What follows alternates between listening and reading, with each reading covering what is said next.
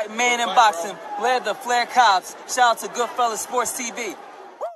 Don't forget to check out our sponsor, The Health Blaze, at thehealthblaze.com. 100% all natural products from lotions, soaps, foot soaks, bath bombs, and much, much more. Use the promo code Goodfella1Boxing. Tell them your boy CJ Goodfella sent you. Get 18% off. We out.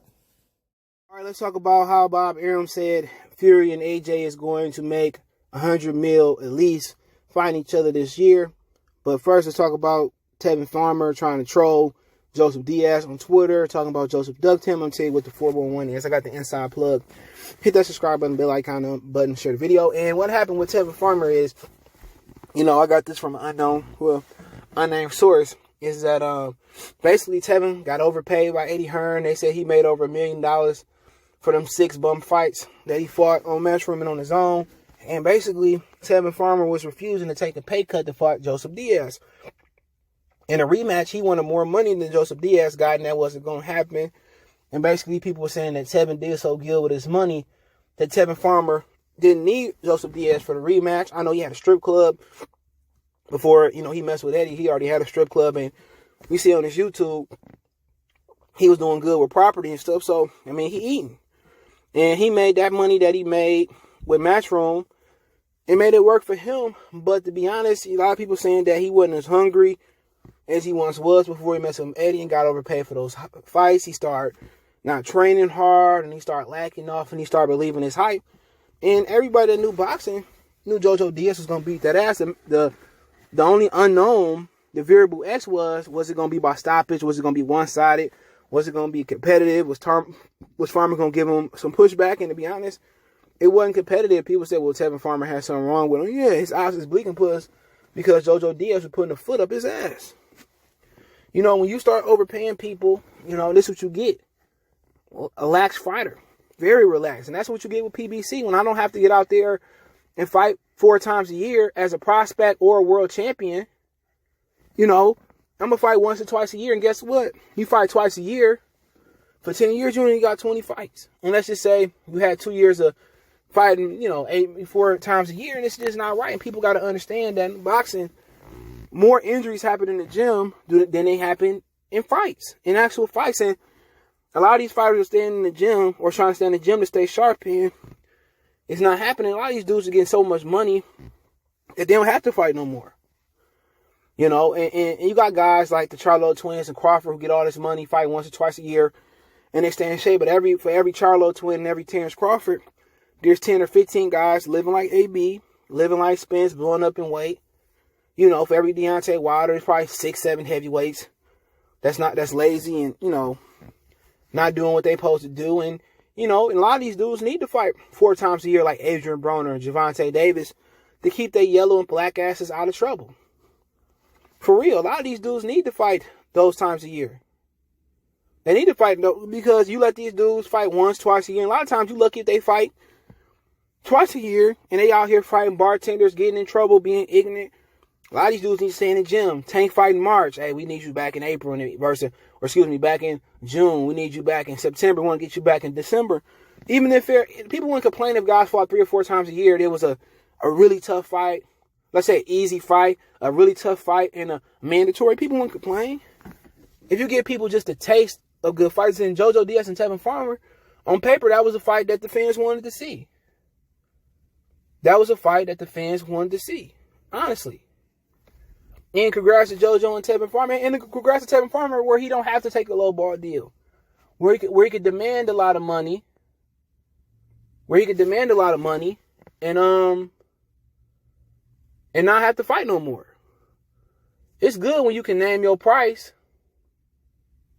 And don't have to fight no more. But a lot of fighters, they got to take what's given to them. And Tevin can walk away and still be well off. You got to salute to Tevin Farmer. But then again, if you really want the rematch, JoJo Diaz is the champion. It ain't like y'all Canelo and Anthony Joshua, y'all generate millions and millions of dollars. No, y'all probably lucky to generate $500,000. But I heard JoJo want to fight. He want the rematch. Just that Tevin being unrealistic with his wagers in his purse. And that's unfortunate because, it's good he can name his number and he can walk away. But then again, people going to be basically like, he ain't want that smoke. He ain't want that work. he ain't want that rematch. And that's what people are going to say. But then again, people going to forget Tevin Farmer. Remember, he was saying he had better defense than Mayweather. Better defense than Pernell Whitaker. And to me, that was just some job turkey. Because how you going to have great defense? How you going to have great defense? And you ain't fought nobody. You know what I'm saying? I can see if he was defensive and he had a defensive masterpiece versus Pritchard, and he was very defensive versus Joseph Diaz, and he was defensive versus Jamel Herring. It just wasn't the fact. He was defensive versus lower level opponents like James Tennessee. You know, Billy Diaz. Like, dude, you didn't even fight the big guns. You know, but that was what it was. We know if JoJo Diaz come in focused and hungry, he win his next fight and he come in focused and hungry versus Tevin Farmer. We know what the results are for Tevin Farmer. Not positive, negative. He gonna get his monkey candy ass whooped if you smell. You know, that's what's gonna happen. But moving on, Bob Arum saying Joshua and Fury is gonna make $100 million at least each fighting each other. I ain't mad at it. They ain't getting no money from me. You know what I'm saying? And, you know, Bob Arum refused to uphold, you know, his integrity and make Fury rematch Wilder a third time. And with Wilder, it's just simply, even if he truly won mediation, it's simply you basically chase money and fell into a ditch. And if you didn't chase money against Fury, you was going to chase money against Vladimir Klitschko. And if you truly did fire Shelly Finkel, go ahead. Show you right, because, you know, Shelly Finkel was the one putting in his mind that you worth more than Joshua. You can't compete versus a man with a country behind his back. Anybody that fought Sugar Ray Leonard, you know, was going to be the B-side, because he's the only black fighter I can remember that had a country behind his back. You can be 10-time world champion in 10 different weight classes, and Sugar Ray Leonard is going to be the A-side. If he fought Floyd, he would be the A-side. Sugar Ray Leonard legitimately had America across his back. No fighter in history that's black or a Mexican is going to be the A-side versus Sugar Ray Leonard. No sirree, Bob. But that's good for them. They can fight each other 2 times, make $200 million plus, and move on. But we already know who to pull here, because Tyson Fury don't pull in the UK and he don't pull in America. We know the pull is Anthony Joshua. So Anthony Joshua, if we talking about A-side, B-side, like a lot of these lackeys is out here, Anthony Joshua is the A de facto side. He bring the money. He got the UK on his back. Even after he did that pro-black protest, or that pro-black gathering in Walford, and he told, basically, we're going to take care of the Caribbean people. You had some people that was racist about it and angry about it, but you didn't see them jump over to Tyson Fury. You know what I'm saying? And if they did, we going to see when they fight, but they probably going to fight somewhere in Abu Dhabi. They going to probably fight somewhere in the Middle East. Guarantee you, because the UK don't generate $200 million no matter how big a fight is. Especially if you don't have a gate. You know, if you don't have a gate, come on. Especially with the legal strike. So they got to be fighting somewhere in the Middle East or something. Got to be Middle East, because they ain't generating any money in America. Ain't nobody in America. You say 15,000 seat stadium. Just in America. Ain't nobody paying to watch them muffins, them UK muffins. You know, UK blueberry muffins. But, hey, if they can make that much money, I ain't mad at them. Get it. Getting while the getting is good. In my too short voice. You should be getting. But then again, I'm not going to go down and say they're the greatest heavyweights of all time. Fuck that. They won't crack my top 10. Mike Tyson to kill both of them. Well, they're so big and tall. And Tyson Fury got slept by a cruiserweight and Steve Cunningham. If Anthony Joshua got knocked out by a fat boy Andy Ruiz, you think Andy Ruiz would beat the Evander Holyfield, Lennox Lewis? Absolutely not. But hey, Bob Arum always gonna find a way for a white man to eat. He gonna find a way not to make a way for black people to eat. You know, Bob Arum, if he had his way, Bob Arum wish he had a whole roster full of white boys. Let's keep it real. And that's why I be going for AJ to win, but I think Fury gonna win.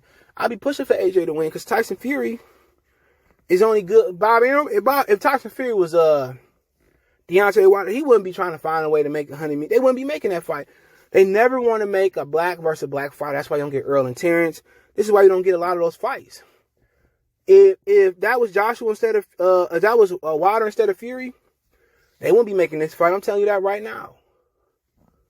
You know, but hey, it's just my opinion. Let me know what you guys think. Don't forget, you can find us on Facebook, Instagram, Twitter. You reach out if you have a business question, inquiry, sponsor, video request. My Facebook link in there, Twitter link, Instagram link, and Facebook group link in there. Want to make a donation? Cash App CJ Good 313. That's in the description. PayPal link description as well. Best way to donate. Share the video. Check out the boxing news and heavyweight playlist. Appreciate the love and support. One time for the one time. Goodfellas Sports TV. We gone. All right, make sure you check out my homie's channel, The Red Pill Diaries. He is the owner of the Hellblaze, so I'm pretty sure you've seen the ads on my channel. He has a new channel that he wants the information to get out to you guys, so check out his channel. It's called The Red Pill Diaries, all one word, TheredPillDiaries. For those who are listening, one word on YouTube. He wants you to check it out, so go ahead and check them out over there. Shout out to the brother Rashid for giving me a first opportunity to be able to advertise on my channel. So shout out to him. Let me know what you guys think. Appreciate the love and support. Check out the channel. We go.